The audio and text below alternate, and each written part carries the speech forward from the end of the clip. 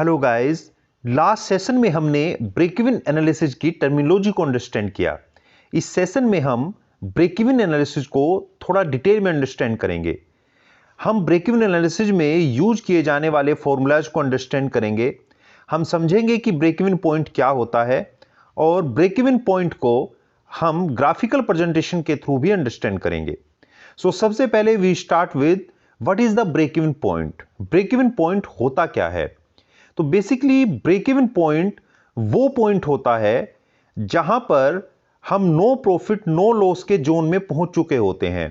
It means हमने जो invest किया हुआ है, हमारा जो इन्वेस्टमेंट है, वो इन्वेस्टमेंट हमें रिवेन्यू की फॉर्म में वापस मिल चुका होता है। इट मींस कि हम इतनी क्वांटिटी कस्टमर को सेल कर चुके होते हैं कि हमारा जो इन्वेस्टमेंट है वो हमें वापस मिल चुका होता है। Break even point equal to total cost equal to total revenue, यानी जो हमने इन्वेस्टमेंट किया हुआ है वो हमारे रेवेन्यू के इक्वल हो चुका होता है। यानी ये ब्रेक इवन पॉइंट वो पॉइंट होता है कि जहां पर इन्वेस्टमेंट एंड रेवेन्यू इक्वल हो चुका होता है। अब इस पॉइंट के बाद हम जो भी क्वांटिटी कस्टमर को सेल करेंगे वहां से हमें प्रॉफिट होना स्टार्ट होता है। ब्रेक इवन पॉइंट की कैलकुलेशन में कुछ अजम्पशंस होते हैं जो हम मान के चलते हैं। सबसे पहला अजम्पशंस होता है कि all the cost can be considered as either fix cost और वेरिएबल कॉस्ट। यानी जब हम ब्रेक इवन कैलकुलेशन करते हैं, ब्रेक इवन एनालिसिस जब हम करते हैं, तो जितनी भी तरह की कॉस्ट है, जितने भी तरह के इन्वेस्टमेंट हैं, वो दो ही कैटेगरी के अंदर फोल्ड करते हैं। या तो वो फिक्स कॉस्ट में जाएंगे, अदरवाइज वो वेरिएबल कॉस्ट में जाएंगे। तो ये फर्स्ट अजम्पशन होता है ब्रेक इवन कैलकुलेशन में। सेकंड इज कि total fix cost remain constant at all the output levels. यानी जो हमारी फिक्स कॉस्ट है, जो हमारे वन टाइम इन्वेस्टमेंट हैं, वो हर एक क्वांटिटी पर जो भी हमारा आउटपुट सेल है उस पर वो फिक्स रहते हैं। यानी अगर हमने कैलकुलेशन की कि कोई हमने एक नई फैक्ट्री लगाई और उसमें हमारा 50 करोड़ का इन्वेस्टमेंट हुआ, तो वो 50 करोड़ का इन्वेस्टमेंट और आगे हम 20 साल के लिए या 10 साल के लिए ब्रेक इवन एनालिसिस की कैलकुलेशन कर रहे हैं, तो वो ए लॉन्ग उस कंप्लीट पीरियड के लिए वो फिक्स इन्वेस्टमेंट हमारा सेम रहेगा। नेक्स्ट इज कि total variable cost is directly proportional to the volume of production. यानी जैसा कि हमने डिस्कस किया था कि वेरिएबल कॉस्ट जो होती है वो हमारे डायरेक्टली वेरी करती है आउटपुट पर। जो हम कस्टमर को सेल कर रहे हैं, जो हमारा प्रोडक्शन आउटपुट है या जो हमारी सेल है, उसकी क्वांटिटी अगर बढ़ेगी, सेल क्वांटिटी अगर हमारी इंक्रीज होगी तो हमारी वेरिएबल कॉस्ट भी इंक्रीज होगी, और सेल क्वांटिटी अगर हमारी डाउन होगी तो हमारी वेरिएबल कॉस्ट भी डाउन होगी। ये एक अजम्पशन होता है ब्रेक इवन एनालिसिस के लिए। नेक्स्ट अजम्पशन जो है कि throughput the output level sales price per unit is constant. यानी एक कंप्लीट पीरियड के लिए जो हमारा सेल प्राइस है वो ये अज्यूम करके चला जाता है कि सेल प्राइस हमारा इक्वल रहेगा, सेल प्राइस हमारा नहीं बढ़ेगा। तो ये भी एक अजम्पशन मानकर ही ब्रेक इवन एनालिसिस की कैलकुलेशन की जाती है कि सेल प्राइस हमारा कांस्टेंट रहेगा।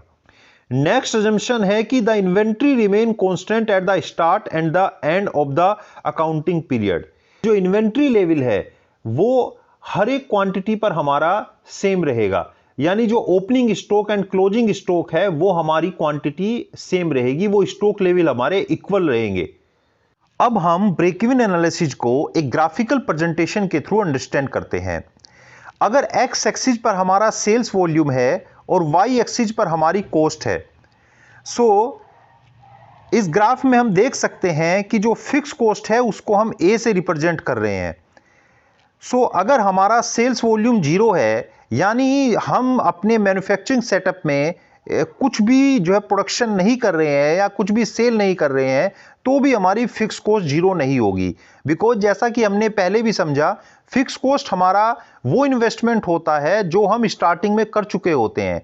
यानी अगर हमने एक मैन्युफैक्चरिंग सेटअप लगाया है तो उस सेटअप की जो लैंड की जो कॉस्ट है या उसकी जो मशीनरीज की कॉस्ट है वो सब हमारा फिक्स कॉस्ट में जाता है। अब हमने वो सेटअप लगाने के बाद अगर हम उसमें प्रोडक्शन ना भी करें तो भी हमारी फिक्स कॉस्ट आ चुकी होती है। फिक्स कॉस्ट को हम यहां पर ए से रिप्रेजेंट कर रहे हैं। अब सेकंड आती है हमारी टोटल कॉस्ट, जिसको हम इस ग्राफ में बी से रिप्रेजेंट कर रहे हैं। टोटल कॉस्ट हमारी fix cost plus variable cost होती है।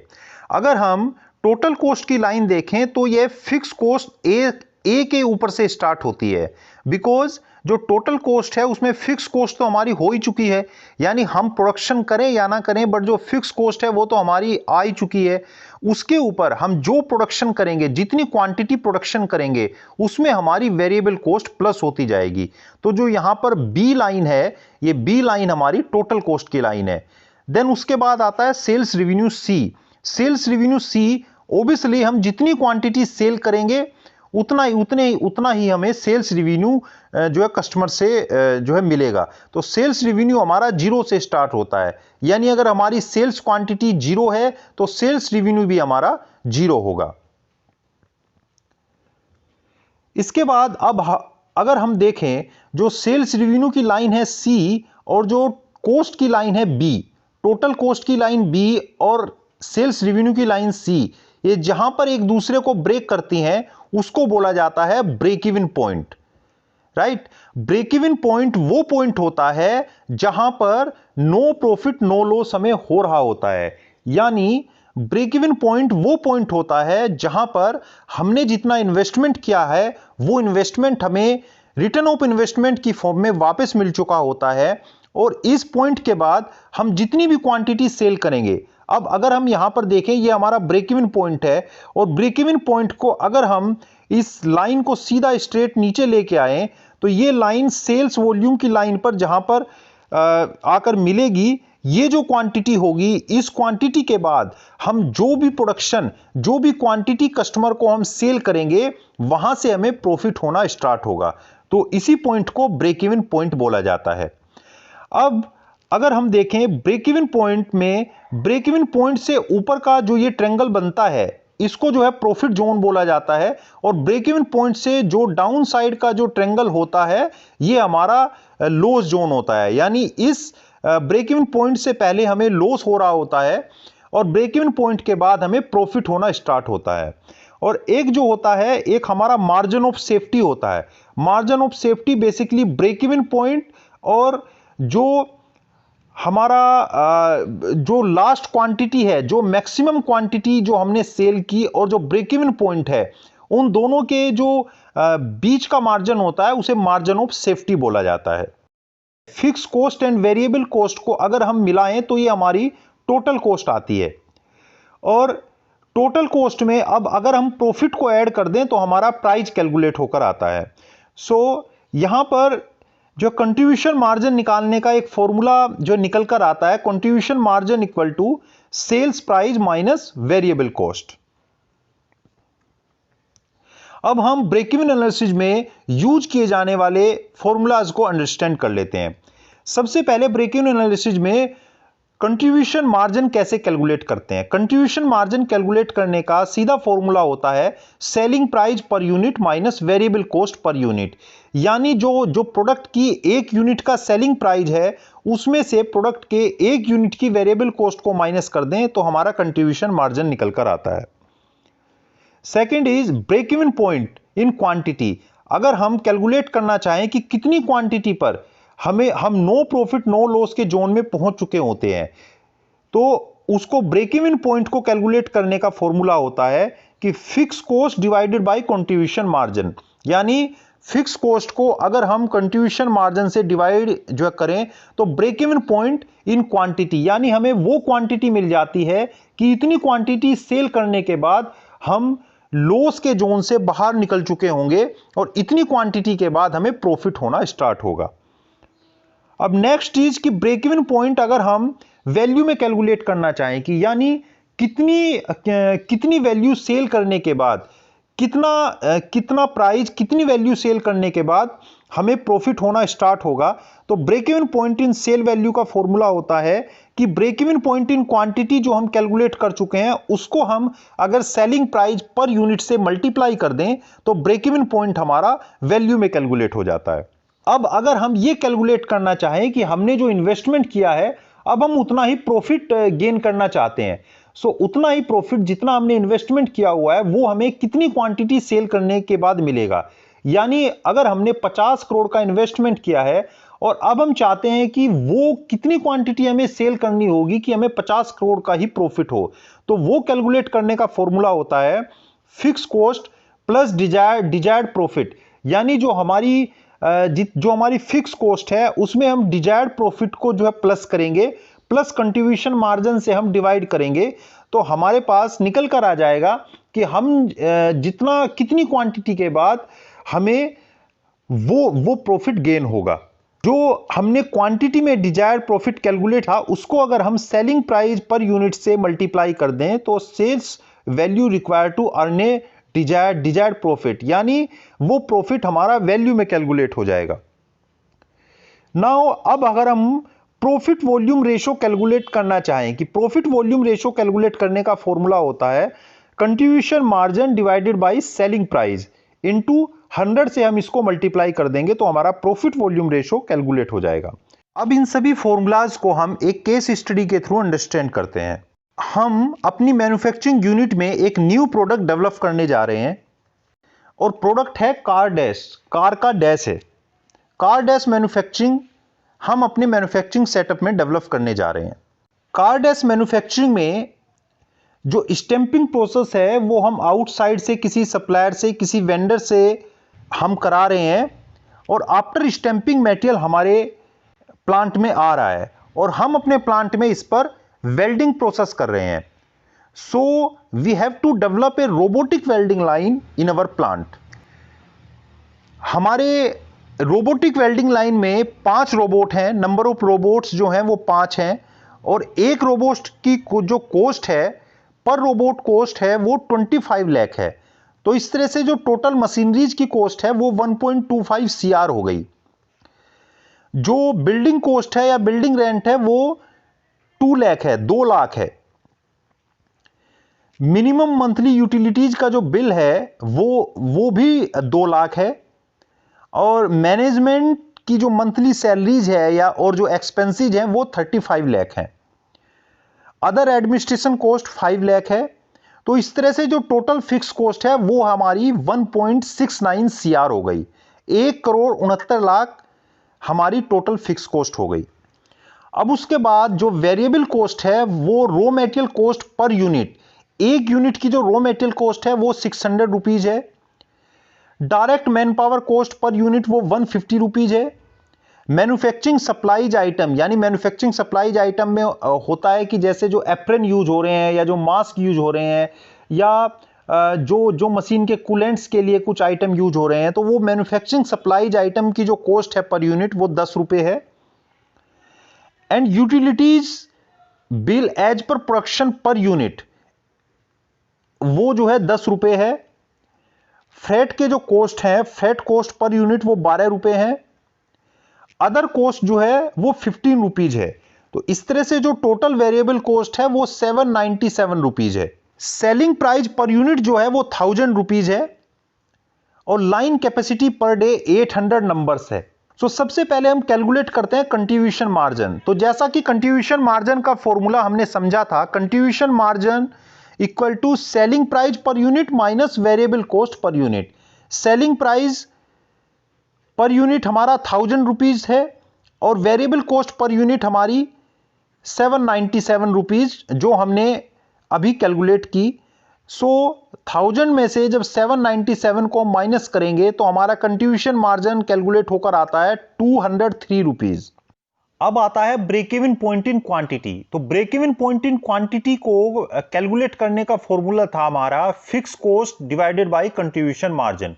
फिक्स कॉस्ट हमारी 1.69 CR है, उसको हम कंट्रीब्यूशन मार्जिन 203 से डिवाइड करेंगे तो हमारा ब्रेक इवन पॉइंट क्वांटिटी में आता है 83,251 यूनिट्स। यानी 83,251 यूनिट्स के बाद हम जो भी क्वांटिटी सेल करेंगे वहां से हमें प्रॉफिट होना स्टार्ट हो जाएगा। अब अगर हम ब्रेक इवन पॉइंट को वैल्यू में कैलकुलेट करना चाहें तो हम जो हमारी break even point in quantity आई है उसको हम सेलिंग प्राइस पर यूनिट से मल्टीप्लाई कर देंगे तो हमारा break even point in value आ जाएगा। यानी 8,33,00,000 वैल्यू सेल करने के बाद हमें प्रॉफिट होना स्टार्ट हो जाएगा। अब इसके बाद आता है break even point in days. अगर हम कैलकुलेट करना चाहें कि कितने टाइम पीरियड के बाद, कितने दिनों के बाद हमें प्रॉफिट होना स्टार्ट हो जाएगा, so break even point in quantity को अगर हम लाइन कैपेसिटी पर डे से डिवाइड कर देंगे तो हमारा break even point in days आ जाएगा। इसके बाद अब अगर हम कैलकुलेट करना चाहें कि हम डिजायर्ड प्रॉफिट 1.69 सीआर, यानी हम कैलकुलेट करना चाहें कि हमें 1,69,00,000 का प्रॉफिट कितने टाइम पीरियड के बाद आएगा और कितनी क्वांटिटी सेल करने के बाद आएगा। So fix cost plus desired profit divided by contribution margin, यानी हमारी फिक्स कॉस्ट क्या है 1.69 सीआर।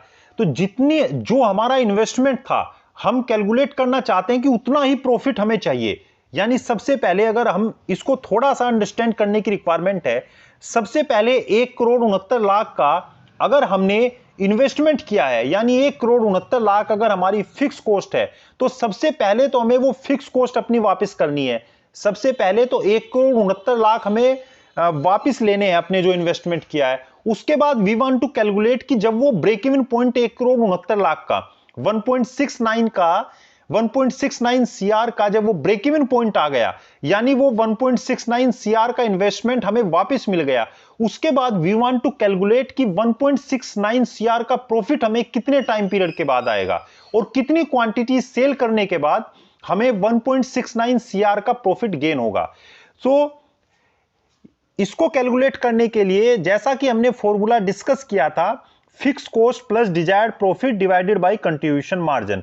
तो फिक्स कॉस्ट हमारी 1.69 सीआर है, उसके अंदर हमारा डिजायर्ड प्रॉफिट भी 1.69 सीआर है, तो दोनों को हमने प्लस किया और कंट्रीब्यूशन मार्जिन 203 से हमने डिवाइड किया। सो हमारा इट मींस 166,502 यूनिट्स जब हम सेल कर चुके होंगे तो हमें 1.69 सीआर का प्रॉफिट हो चुका होगा। तो 1,66,502 यूनिट सेल करने के बाद हमें 1,69,00,000 का प्रॉफिट हो चुका होगा।